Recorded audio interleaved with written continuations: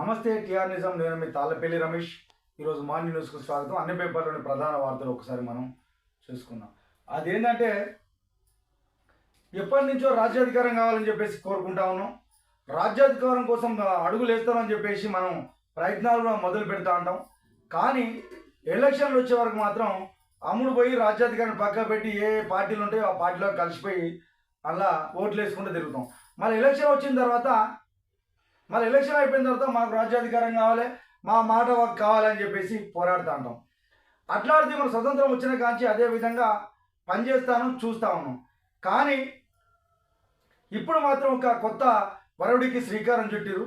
ఎందుకంటే మేమెంతో మా వాటా అంతా అని చెప్పేసి వ్యక్తులు పోరాటించేటువంటి సందర్భం వరకు వచ్చారు. అది అంబేద్కర్ ఇచ్చినటువంటి ఆలోచన విధానం, అంబేద్కర్ ఇచ్చినటువంటి తెలివితేటల వల్లనే ఈరోజు మా వాటా ఎంతో మాకు అంత కావాలని చెప్పేసి ప్రయత్నాలు మొదలుపెట్టారు.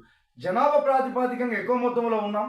కానీ మేము ఓటేసేదో అగ్రవర్ణాలకు ఓట్లేస్తాను, మాకు న్యాయం చేయరా అంటే ఎట్లా చేస్తారా అని చెప్పేసి ఒక వ్యక్తి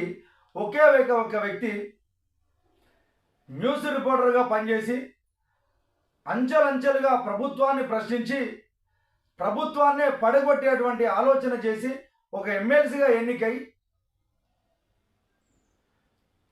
బీసీల జీవితాల్లో వెలుగును నింపుతా అని చెప్పేసి అధికార పార్టీకే రాజీనామా చేసి స్వతంత్రంగా బీసీ రాజ్యాధికార పార్టీ పెట్టి లోకం మొత్తం తిరుగుతూ ఉన్నాడు. ఎందుకంటే ఈరోజు బీసీల కోసం ఒక పార్టీ పెట్టిన నాయకుడు తీన్మార్ మల్లన్న. ఈ తీన్మార్ మల్లన్న నేను మన భువనగిరిలో మీటింగ్ పెట్టిండు. దొరల గడిలం బద్దలు కొడదాం, బీసీ సమరబేరి అని ఒక సమ పెట్టి దొరల గడిలను బద్దలు కొడదాం, మన రాజ్యాన్ని తెచ్చుకుందామని చెప్పేసి చెప్తా ఉన్నాడు. మరి ఇప్పటికైనా కూడా బీసీ సామాజిక వర్గమా మేల్కుంటుందా ఏం చేద్దో చూద్దాం. నిన్న ఒక విషయాన్ని మనం కళ్ళారా చూద్దామే. ఏం జరిగిందంటే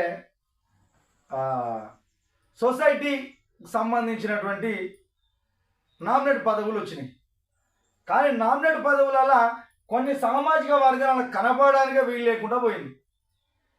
కొన్ని సామాజిక వర్గాలు రిజర్వేషన్ ఫలాలు వస్తే మాత్రం వాళ్ళ పేర్లు కనపడే సందర్భంగా ప్రభుత్వాలు తయారైనాయి. కాబట్టి ఇలాంటి సందర్భాలలో ఎవరి కులం ఎంతో వారి వాటా అంత అనే విధంగా ప్రయత్నాలు మొదలుపెట్టి ఆ దిశగా అడుగులు వేయాలి. ఆ విధంగా రాజ్యాధికారం వస్తుంది. కానీ ఏదో ఉపరితంచడం ఉపన్యాసాలు ఇచ్చేసి అయిపోద్దంటే కాదు. కానీ తీన్మార్ మల్లన్న అధికార పార్టీని వ్యతిరేకించి ఒక సొంత పార్టీ పెట్టి ఈరోజు బీసీల రాజ్యాధికారం కోసం పాటుపడతా ఉన్నాడు. ఆయన ఒకసారి వార్త చూద్దాం. అది విజయక్రాంతి పేపర్లో ప్రధాన వార్తగా వచ్చింది వార్త. అది ఒకసారి మనం చూసుకుంటే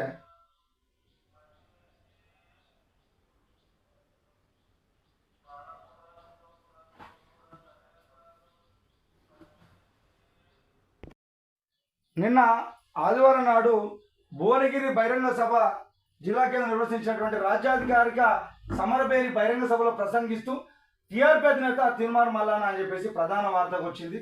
ఇంకా మిగిలింది మన దగ్గర 884 రోజులు 5 గంటల 2 నిమిషాలు 30 సెకండ్లలో బీసీ సీఎం కావాలి అని చెప్పి చెప్తాను. అంటే మనది ఇంకా మిగిలింది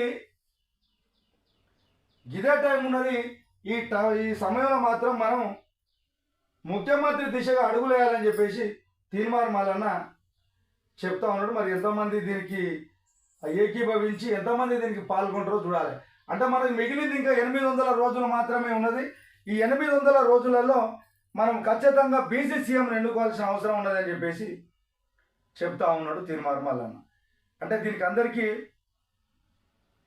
వాస్తవానికి తీన్మార్ మల్లన్న ఈరోజు సోషల్ వేదికగా వందలాది మందికి ప్రశ్నించేటువంటి అవకాశాన్ని ఆ ధైర్యాన్ని కల్పించడు తీన్మార్ మల్లన్న అనేది సత్యం కనబడతా ఉంటుంది. ఎందుకంటే సోషల్ మీడియా వేదికగా ఒక యూట్యూబ్ ఛానల్ ఏర్పాటు చేసి ప్రభుత్వాన్ని ప్రశ్నించవచ్చు ఈ విధంగా కూడా అని చెప్పేసి ప్రజలకు తెలియజేసిండు తీన్మార్ మల్లన్న. ఆ వార్త ఒకసారి చూసుకున్నాం. ఒకవేళ బీసీ ముఖ్యమంత్రి అయితే మనం ఏం చేద్దాం అనేది ఒక విషయాన్ని చెప్పిండు. తెలంగాణ రాష్ట్రంలో 59 మంది రెడ్లి, వెలమ, కమ్మ సామాజిక వర్గానికి చెందిన ఎమ్మెల్యేలపై తెలంగాణ రాజ్యాధికార పార్టీ అధినేత తీన్మార్ మల్లన్న ఘాటైన వ్యాఖ్యలు అయితే చేసింది. అంటే మన తెలంగాణ రాష్ట్రంలో ఇప్పటికీ 59 మంది రెడ్డి, వెలమ, కమ్మ సామాజిక వర్గం చెందిన ఎమ్మెల్యేలు ఉన్నారు. వీరిపై సర్జికల్ స్ట్రైక్ నిర్వహించబోతున్నాం. రాబోయే ప్రభుత్వం బీసీ సామాజిక వర్గానికి చెందిన తమ పార్టీదని ఆ పార్టీ అధ్యక్షుడు తీర్మార్ మల్లన్న చెప్తా ఉన్నాడు. దొరలను గడిలను బద్దలు కొడతా, రెడ్లను వేలములను కౌంటౌన్ స్టార్ట్ అయిందని హెచ్చరించిండు. ఇక ల్యాండ్ సీలింగ్ యాక్ట్ సవరణ చేసి భూములను పంచుతామని చెప్పేసి తీర్మార్ మల్లన్న చెప్తా ఉన్నాడు. తెలంగాణ రాష్ట్రంలో 3,54,00,000 బీసీల జనాభా ఉంటే 42 మంది వెలుమలు, 17 లక్షల మంది రెడ్లు ముఖ్యమంత్రి పీఠాలు, మంత్రి పదవులు అనుభవిస్తున్నారు. 30 లక్షల మంది ఉన్న ముదిరాజులు మాత్రం మంత్రి పదవి కోసం శతాబ్దాలకు ఎదురు చూడాల్సిన దుస్థితి. రాష్ట్రంలో ఉన్న 59 మంది రెడ్డి, వెలమ, కమ్మ ఎమ్మెల్సీలను రాజకీయంగా బొంద పెడతా అని చెప్పేసి నల్గొండలో రెడ్డి ఎమ్మెల్యేలను మంత్రులను అసెంబ్లీ గేటు కూడా దాటనీయబోనని చెప్పేసి తీర్మార్ మల్లన్న చెప్తాడు. ఈరోజు మనం చూస్తా ఉన్నాం, ఒక రిజర్వేషన్ వస్తే మాత్రమే ఈ బీసీలో, ఎస్సీలో, ఎస్టీలో మీ రిజర్వేషన్ వచ్చింది అని చెప్పేసి చెప్తాను. ఇక జనరల్ స్థానం వస్తే మాత్రం ఇక మేమే ఉంటాం అనగా వాళ్ళు నిలబడతారో మనం చూస్తూ ఉంటాం. ఊళ్ళల్లో కనీసం ఊళ్ళల్లో కూడా చూడరే, ఎమ్మెల్యేని పక్క పెడితే ఊళ్ళల్లో ఒక ఎస్సీ నిలబడతాం సర్పంచ్ అంటే మీకు రిజర్వేషన్ కాదు కదా, మీరు ఎట్లా నిలబడతారా అని చెప్పేసి అంటారు. బీసీ నిలబడితే మీరు బీసీ వాళ్ళు కదా, ఫస్ట్ వాళ్ళని చూద్దాం, వాళ్ళు కాకపోతే మీకు అని చెప్పేసి అంటారు. కానీ ఇప్పటి వరకు కొన్ని కులాలకు చట్టసభలో ప్రాతినిధ్యం లేదు. దీనికి సంబంధించినటువంటి కొద్దిమంది నాయకులు ఇప్పుడే ఎప్పటి నుంచో పోరాటాలు చేస్తూ ఉన్నారు. కానీ ఇప్పటి వరకు కూడా అది ఆమోదయోగ్యం కాలేదు. కానీ తీర్మార్ మల్లన్న రాజ్యాధికార పార్టీ అధికారంలోకి వస్తే ల్యాండ్ సీలింగ్ యాక్ట్ సవరణ చేసి భూములు పంచుతా, ఉన్నత వర్గాల ఎమ్మెల్యేలను రాజకీయ సమాధి చేస్తా, తెలంగాణ రాజ్యాధికార పార్టీ ఎమ్మెల్సీ తీర్మార్ మల్లన్న రాజకీయాలలో ఒక బాంబు పేలుస్తాడని చెప్పేసి మాజీ డీజీపీ పూర్ణచంద్రరావు ఆయన ఒక ఆశాభావం వ్యక్తం చేసి ఈ రోజు రాజకీయాలలో ఒక బాంబు పేల్చేటువంటి ఒక బలమైన శక్తిగా తీర్మార్ మల్లన్న నిలబడ్డాడు. కాబట్టి తీర్మార్ మల్లన్నకు మనం వెన్నుదన్నుగా నిలాల్సిన అవసరం ఉన్నది. ఈ బీసీ రాజ్యాధికారం కోసం కంకణబద్ధంగా పనిచేస్తూ ఉన్నాడని చెప్పేసి ఆయన చెప్తా ఉన్నాడు. ఇక అక్కడ కొద్ది మందిని పోరాట యోధులను స్మరించే విధంగా తీర్మార్ మల్లన్న మీటింగ్లలో ఏఐని ఉపయోగించి ఒక కార్యక్రమాన్ని కూడా శ్రీకారం చుట్టిరని చెప్పి చెప్తా ఉన్నాడు. బెల్లి లలిత, మాలోజు వీరన్న, కొండ లక్ష్మణ్ బాపూజీ, గద్దర్, కోనపూరి సాంబశివుడు, సాకరేలమ్మ ఏఐని ఆధారంగా చేసుకొని వాళ్ళ స్పీచ్లు ఇచ్చిండు. ప్రభుత్వ ఉద్యోగానికి రాజీనామా చేసి టీఆర్పీలో భిక్షపతి, అమెరికా నుంచి వచ్చిన ఎన్ఆర్ వెంకటేష్ మహారాజు చెప్తూ ఉన్నారు.